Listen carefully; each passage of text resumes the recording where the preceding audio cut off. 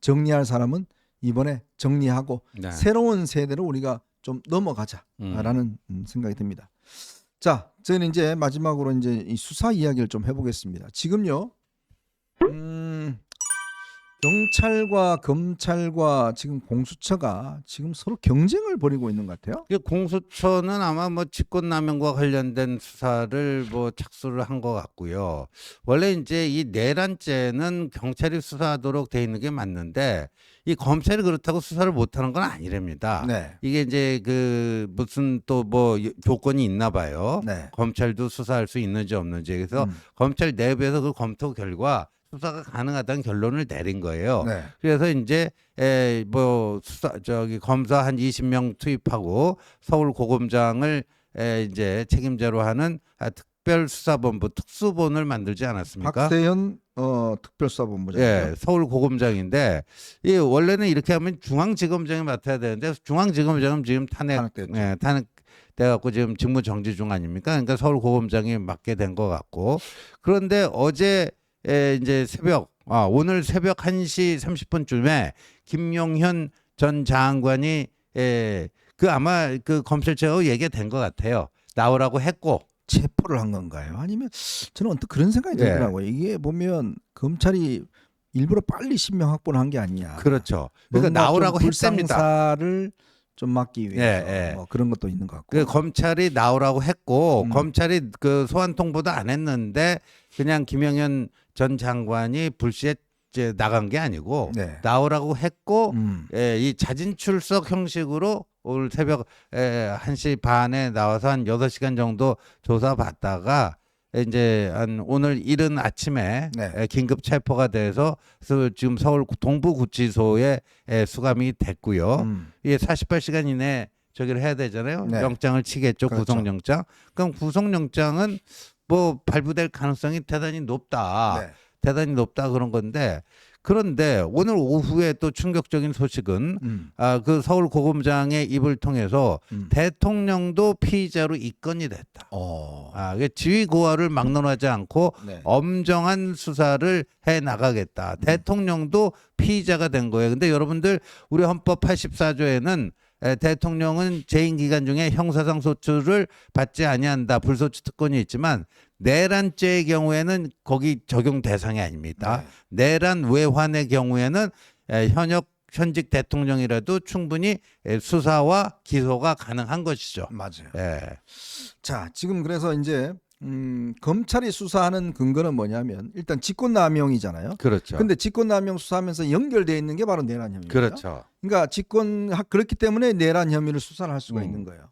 그러면 지금 만약에 김용현 전 장관이 이제 구속이 된다 그러면 저는 이게 굉장히 중요한 게 검찰이 이제 기소를 빨리 할 수도 있을 것 같아요.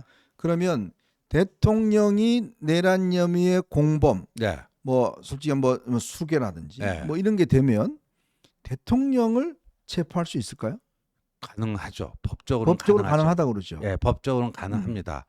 그리고 지금 뭐 그 검찰을 취재하고 있는 여러 그 법조 기자들의 전원에 의하면 그럴 기세라고 합니다. 그래요? 그럴 기세라고 해요. 근데 이제 김영원 전 장관 구속영장이 발부가 되면요. 뭐 20일인가 구속 기간이 그렇잖아요. 그걸 뭐 연장할 수도 있습니다만 한 20일 정도 돼갖고 결국 이제 기소를 할 거 아닙니까? 기소를 하면 이제 공소장이 나오잖아요. 공소장. 공소장에 윤석열 대통령을 이 내란 혐의의 공모자로 공범으로 이렇게 적시를 하게 되면 그러면 이제 그 김영현 다음에 대통령을 바로 어떻게든 수사를 해보겠다. 근데 필요하면은 구속도 불가능한 건 아니에요. 법적으로는. 참 참담하고 정말 억장이 무너집니다. 어떻게 이 지경까지 됐을까라는 생각을 참 지울 수가 없습니다. 참 대통령이 특히 우리가 지지했고 뽑았던 대통령이 딴 것도 아니고 내란 혐의로 이렇게 수사를 받고 있다는 거 정말 이거는 치욕적인 그런 상황이죠. 참 저는 그렇게 생각이 듭니다. 이게 비상계엄이 이렇게 후폭풍과 후과를 낳을지를 몰랐던가?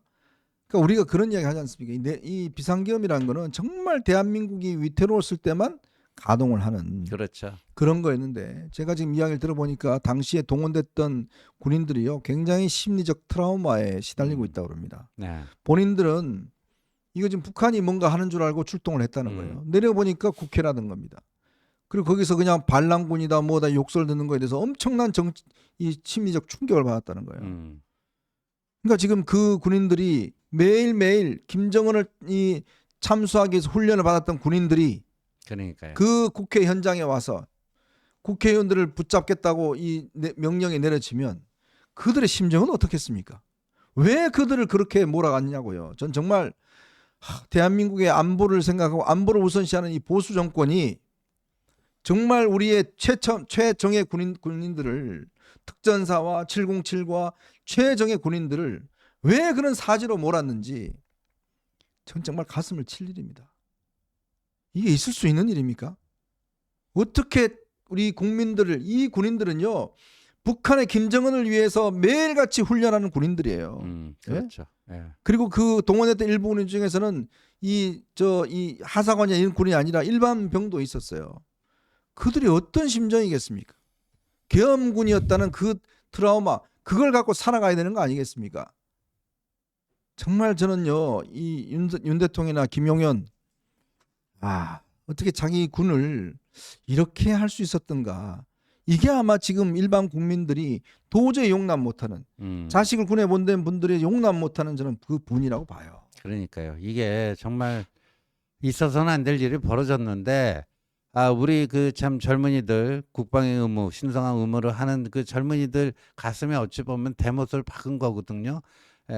그리고 우리 그 같이 일하는 그 류재화 변호사라고 있는데 네. 그 세종의 이제 당협위원장인데 아들이 뭐 8살 초등학교 1학년인데 정말 그러더래요. 아빠 군인 아저씨들은 우리나라 네. 국민들 지켜주는 사람 아니야. 네. 근데 왜 우리나라 사람들 잡으러 들어갔어요? 그렇게 얘기하더래요. 네. 그 초등학교 1학년 학생의 눈에도 그렇게 비춰지는 거죠. 저거 좀 이상하다. 네. 저건 아닌데. 예?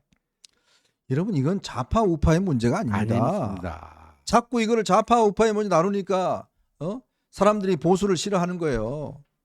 이게 무슨 보수 좌파가 어디 있습니까? 이거는 우리 군의 기본적인 사명과 임무에 관한 문제입니다. 그걸 왜 지금 좌파 우파라고 지금 이야기를 하시나요? 그럼 보수들은 그러면 이 우파들은 그러면 그렇게 동원해서 해도 된다는 이야기입니까? 아니지 않습니까? 그런 사람들이야말로 사이비 보수 극우 맹동주의자들입니다. 정말 이번 기회에 이제 우리가 정말 상식과 합리화성을 가진 그런 보수주의가 대한민국의 뿌리를 내려야 되고 그것이 우리 사회의 주류가 돼야 됩니다. 네.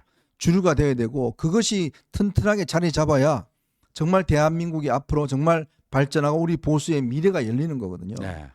마치 그걸 뭐 동원해서 비상계엄 내려서 군 동원해서 붙잡아오고 뭐 하고 이게 만약에 보수의 본 모습이라 생각해 보십시오. 국민들이 어떻게 동의하겠습니까? 신뢰하겠습니까? 아니 보니까요. 저한테 뭐 신조 너 어디 길 가다 걸리면 아킬레스건을 끊어버리겠다.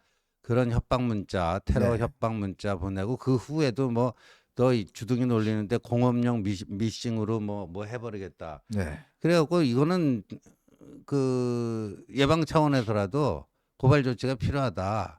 해갖고 그 범인이 잡혔대요. 아 그래요? 네, 범인이 잡혔는데, 아니 자칭 우파래요. 네. 근데 그런 식의 테러 협박이 진정한 보수하고 무슨 상관이 있습니까? 네. 네. 참 그런 것들을 우리가 분명하게 선을 그어야 많은 사람들이 젊은이들이 역시 대한민국의 주류는 보수주의구나 라는 그렇죠. 걸 아마 자부심을 가지고 네. 그렇게 살아갈 수 있을 겁니다. 정말 자기 국민들 향해서 군인들이 동원되고 이런 것들이 그리고 어떤 이 혐의가 있고 하는 거는 우리가 정당적인 방법을 통해서 수사를 하고 처벌하고 그렇게 해야 되는 거 아니겠습니까? 그 제도를 좀 더 공고히 하고 이렇게 해야지 그거 마음대로 안 된다고 바로 그냥 군인들 동원해서 한다? 이건 있을 수 없는 일이죠. 그런 부분에 대해서 우리가 동의하고 그런 부분을 옹호하고 선동한다 그러면 대한민국 미래는 여러분 열리지 않습니다. 네. 그리고 지지를 받는 속은 영원히 우리는 아웃사이더가 될 수밖에 없어요. 그러니까 이 시점에 정말 우리가 그런 사람들과 선을 분명히 긋고 나가야 된다. 그리고 정말 말도 안 되는 이야기로 국민들을 계속 선동하고 또 대통령까지 선동해서 이런 일을 만들어 놔놓고 그걸 뭐 잘했느냐처럼 떠들고 대고 있는 사람들. 그래놓고 아니 한동훈 대표가 무슨 비상계엄 내렸어요? 군인을 동원했어요? 그 본질적인 책임 문제에 대해서는 이야기하지도 않으면서 뭔가 자꾸 한동훈 대표가 뭐 책임지라는 듯이 이야기를 하는데 무슨 책임요? 대통령한테 쓴소리한 책임요? 대통령한테 아닙니다라고 이야기한 책임요? 그걸 지을까요? 아니면 대통령한테 아이고 잘하고 계십니다. 계속 술이나 드시죠. 이런 이야기하면서 매일같이 대통령을 아부한 사람들, 그 사람들은 무슨 책임지나요? 그런 친윤들은 도대체 무슨 책임을 지나요?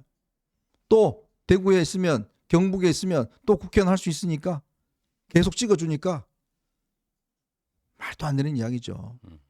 나설 때는 나서지 않고 숨어 있다가 상황이 하면 다 얼굴 내밀고 또다시 마치 뭔가 대변하는 양 이야기하고 또 선거 때가 되면 또 나와서 국회의원 되고 그런 어떤 이 사슬이 그어지니까 이 발전이 없는 거라고 저는 생각이 듭니다.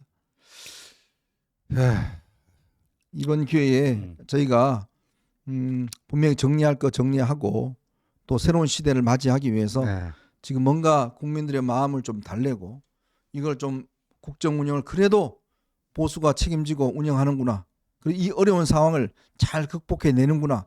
이 이미지만 주어지면 저는 정말 지금의 어떤 우리가 가지고 있는 기후들 다 떨어볼 수 있습니다. 네. 정말 절호의 기회입니다. 이 이후에 역시 보수들은 잘 똘똘 뭉쳐서 대한민국 발전을 위해서 모든 걸 헌신하는구나. 자기의 앞날이 아니라 그런 거를 이번에 좀 보여줘야 되고 사이비 보수들 틈만 나면 흔들어대고 공격하는 저 사이비 보수주의자들 저 대구에 계신 분을 포함해서 이번에 우리가 좀 선을 긋고 나가야 된다. 이런 말씀을 드리도록 하겠습니다. 오늘